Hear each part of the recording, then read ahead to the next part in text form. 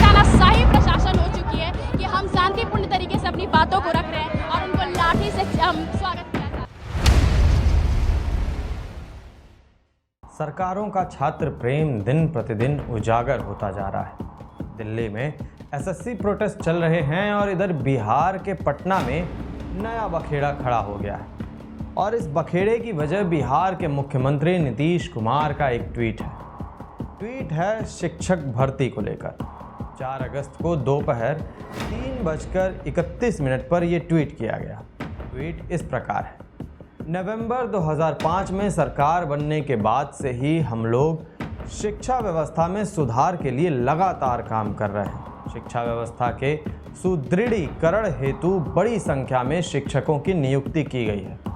शिक्षकों की बहाली में बिहार के निवासियों को प्राथमिकता देने हेतु शिक्षा विभाग को संबंधित नियम में आवश्यक संशोधन करने का निर्देश दिया गया है।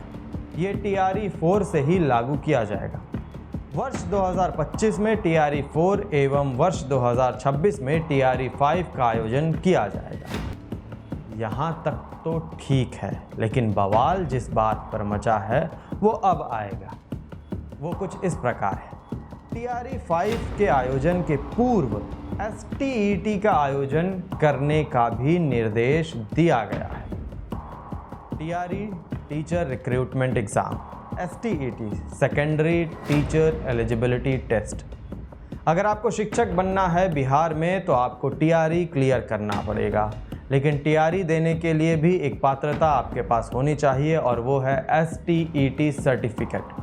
मतलब जिन लोगों ने एसटीईटी परीक्षा पास कर ली है केवल वही टीआरई परीक्षा देने के लिए योग्य होंगे। अब नीतीश बाबू के ट्वीट के अनुसार टीआरई 5 2026 में होगा, उससे पहले एसटीईटी कराया जाएगा, और टीआरई 4 2025 में होगा, लेकिन टीआरई 4 से पहले एसटीईटी कराने की घोषणा नहीं की गई है। यहीं पेंच फंस रहा है। जिन लोगों के पास एसटीईटी सर्टिफिकेट नहीं है वो इस वर्ष टीआरई 4 में अपीयर नहीं हो पाएंगे। गुरुवार को पटना में सैकड़ों छात्र सड़कों पर उतर आए और आगामी टीआरई 4 भर्ती से पहले सेकेंडरी टीचर एलिजिबिलिटी टेस्ट यानी एसटीईटी की तुरंत आयोजित कराने की मांग की। प्रदर्शन में भारी भीड़ उमड़ी, जिसमें छात्र विभिन्न कोचिंग हब से मार्च करते हुए डाक बंगला चौराहे की ओर बढ़े, जिसके कारण शहर के बीचों बीच यातायात पूरी तरह बाधित हो गया। एस्टेट का आयोजन टीआरई 4 की वैकेंसी से पहले होना चाहिए। ये जो अभ्यर्थी है हजारों की संख्या में, वो जो है टीआरई 4 का अगर पहले वैकेंसी नहीं कर, टीआरई 4 से पहले एस्टेट का आयोजन अगर नहीं करवाया जाता है तो हजारों की संख्या में अभ्यर्थी छट जाएंगे। 22-24 सेशन के बीएड किए हुए अभ्यर्थी हैं और आपने बोला था कि साल में 2 बार एस्टेट करवाया जाएगा, आपने खुद नहीं करवाया है। तो अब बताइए ये अभ्यर्थी का क्या दोष है? आप बोल रहे टीआरई 5 के बाद ऐसा टीआरई 5 में करेंगे। आप ये डोमिसाइल नीति का इन अभ्यर्थियों को क्या फायदा मिलेगा? आपने डोमिसाइल लागू किया, धन्यवाद, लेकिन आप एस्टेट भी लागू करिए। विनम्र निवेदन है, हम अपनी सरकार से निवेदन करते हैं कि सर आप हमारी बातों को सुनिए, हमारे बिहार के युवाओं को बातों को सुनिए। जिस तरीके से हम लोगों ने धन्यवाद दिया है डोमिसाइल नीति पर, उसी तरीके से अगर आप एस्टेट का आयोजन करवाते हैं तो फिर से धन्यवाद हम लोग देंगे। एक तरफ सरकार बोलती है हमें योग्य शिक्षक चाहिए, आप उसी लोग को मौका बार बार दे रहे हैं जो टीआरई 1, टीआरई 2, टीआरई 3 में बैठ रहा है। आप एस्टेट नहीं करवाइएगा तभी ना एस्टेट करवाइएगा तभी ना योग्य शिक्षक आएंगे। अब नहीं करवाइएगा तो वही पुराने लोग ही बार बार एग्जाम देंगे, पुराने लोग में से 39-40 नंबर पे सिलेक्शन होगा। बताइए, हमारी मांग है स्टेट का नोटिफिकेशन जारी करें।